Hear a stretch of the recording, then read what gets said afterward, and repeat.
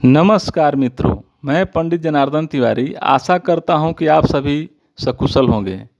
तुला राशि फल अक्टूबर 2025 के माध्यम से हम जानेंगे कि अक्टूबर का महीना तुला राशि वालों के स्वास्थ्य, शिक्षा, व्यापार, व्यवसाय, नौकरी, आर्थिक पक्ष, प्रेम, विवाह, वैवाहिक जीवन, घर गृहस्थी व भूमि भवन वाहन आदि के लिए कैसा रहने वाला है। इसके अलावा इस माह के ग्रह गोचर के आधार पर हम आपको कुछ उपाय भी बताएंगे जिन्हें अपनाकर आप संभावित परेशानी या दुविधा का हल भी प्राप्त कर सकते हैं। तो आगे बढ़ने से पहले हमारे चैनल को सब्सक्राइब, लाइक करके कमेंट बॉक्स को जय बजरंग बली लिखकर भर दें ताकि बजरंग बली की कृपा पर सदा बनी रहे। इस महीने आपके करियर भाव पर किसी अशुभ ग्रह का कोई विशेष प्रभाव नज़र नहीं आ रहा है, विशेषकर महीने के पहले हिस्से में। लेकिन महीने के दूसरे हिस्से में बृहस्पति उच्च अवस्था में आपके कर्म भाव में गोचर करेंगे, जो आपको कार्य क्षेत्र में अच्छी अनुकूलता दे सकते हैं। विशेषकर नौकरी के भाव का स्वामी होकर बृहस्पति महीने के दूसरे भाग में आपके करियर भाव में जाएंगे और इसके फलस्वरूप नौकरी में प्रमोशन इत्यादि की संभावनाएं मजबूत होगी। नौकरी में परिवर्तन करने की स्थिति में बेहतर पद मिलने की संभावना बन सकती है।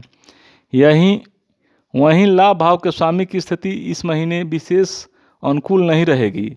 साथ ही व्यापार का कारक ग्रह बुध भी इस महीने ज़्यादातर समय कमज़ोर अवस्था में रहेगा। हालांकि 24 अक्टूबर के बाद ही स्थितियां बेहतर होने की संभावना है। अतः व्यापार व्यवसाय के दृष्टिकोण से 24 अक्टूबर के बाद का समय अच्छा रहेगा।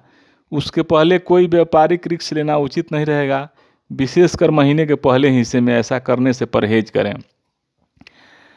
आर्थिक जीवन की बात करें तो इस महीने आपके लाभ भाव के स्वामी सूर्य की स्थिति बहुत अनुकूल नहीं होगी। महीने के पहले हिस्से में लाभ भाव के स्वामी होकर सूर्य खर्च के भाव में बैठे होंगे, जो लाभ के मामले में रुकावट पैदा करने का काम कर सकते हैं, साथ ही खर्च भी बढ़ा सकते हैं। वहीं धन भाव के स्वामी मंगल की स्थिति भी कुछ महीने ज़्यादातर समय अनुकूल नहीं है। मंगल 27 अक्टूबर तक पहले भाव में रहेंगे और आर्थिक मामलों में मदद नहीं कर पाएंगे। 27 अक्टूबर के बाद मंगल दूसरे भाव में चले जाएंगे। वैसे सामान्य तौर पर दूसरे भाव में मंगल के गोचर को अच्छा नहीं माना जाता है, लेकिन अपनी राशि में होने के कारण मंगल आपको अच्छे परिणाम देना चाहेंगे। बता दें कि इस महीने सिर्फ 4 दिन के लिए ही मंगल आपके दूसरे भाव में रहेंगे। इन सबके बीच अनुकूल बात यह है कि महीने के दूसरे हिस्से में धन के कारक बृहस्पति उच्च अवस्था में रहेंगे और धन भाव को देखेंगे। कहने का मतलब यह है कि आर्थिक मामले में अक्टूबर का महीना बहुत अच्छा तो नहीं रहेगा, लेकिन महीने के दूसरे हिस्से में बृहस्पति आदि ग्रहों की स्थिति अनुकूल होने के कारण आपको बेहतर परिणाम मिल सकते हैं। स्वास्थ्य के दृष्टिकोण से अक्टूबर का महीना आपको औसत परिणाम दे सकता है। 9 अक्टूबर तक आपके लग्न या राशि का स्वामी लाभ भाव में रहेगा। यह स्वास्थ्य के लिए अनुकूल स्थिति कही जाएगी, लेकिन बाद में शुक्र नीच का होकर द्वादश भाव में रहेगा। भले ही शुक्र का द्वादश भाव में गोचर अच्छा माना जाता है, परंतु स्वास्थ्य के लिहाज से द्वादश भाव में अच्छा नहीं कहा जाता है।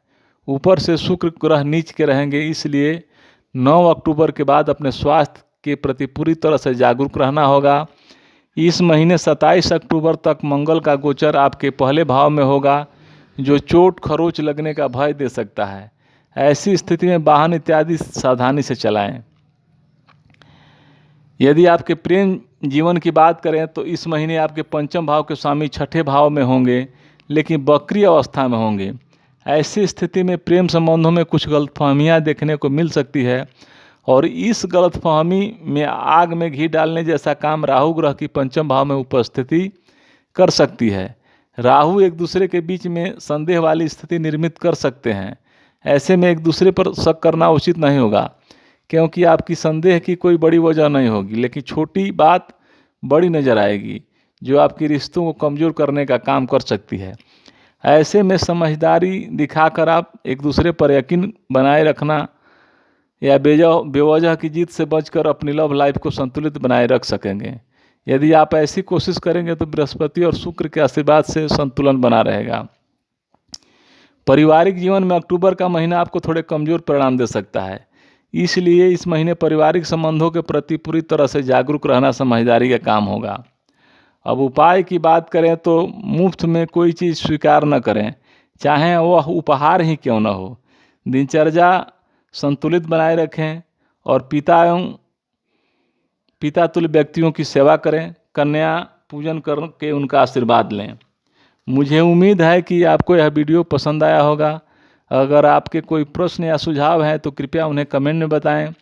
अगर आप मेरे चैनल पर नए हैं तो कृपया सब्सक्राइब करें और बेल आइकन को दबाएं ताकि मेरे नए वीडियो के बारे में आपको पता चल सके।